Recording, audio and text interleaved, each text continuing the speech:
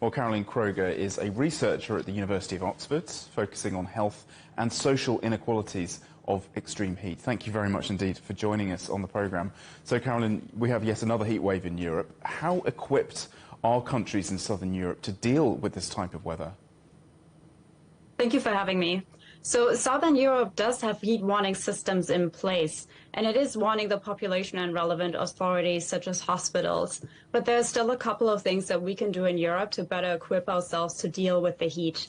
And that's things like investing into long-term urban planning for heat, raising public awareness, and also investing in sustainable cooling technologies. And what about Northern Europe? It's not very hot here in London in the UK at the moment, but should we be preparing in this part of the region as well?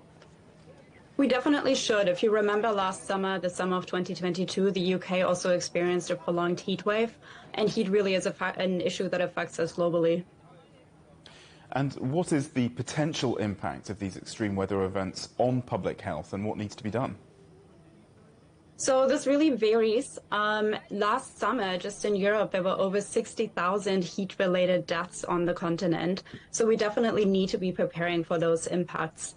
But heat-related deaths, those are really just the most severe outcomes. So what we might also see is impacts on people's cognitive abilities, their ability to work, which then obviously would impact our GDP and people's income. And so which parts of society, which populations are the most at risk from this type of weather? So the groups that you might expect to see the biggest impacts are the elderly, the very young, and those whose thermoregulatory system is impaired in some way. And that might be people living with chronic diseases, but also people on certain medications.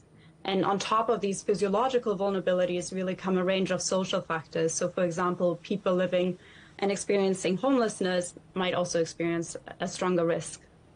And so what should governments be doing, and what can we do ourselves to protect ourselves from this extreme heat? So as an individual during the heat wave, you can stay hydrated and you can supplement the water that you're drinking with nutrients and salts.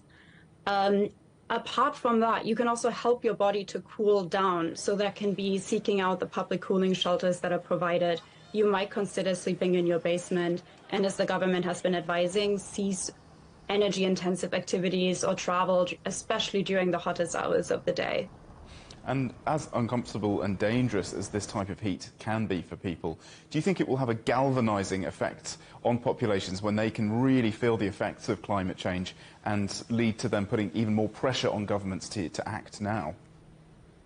It might help us as a society better recognize the impacts of climate change. So the increase in the intensity, duration, and frequency of heat waves that we have been seeing, there is evidence that this links to climate change.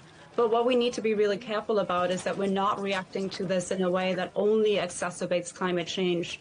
So, for example, our response shouldn't be to equip every single household with an air conditioner, because these are actually responsible for over 10% of global greenhouse gas emissions. So instead, we need to be thinking about how we can sustainably cool ourselves. Indeed. Well, we'll leave it there. Thank you very much indeed for that. Carolin Kroeger from the University of Oxford. Appreciate your time. Thank you.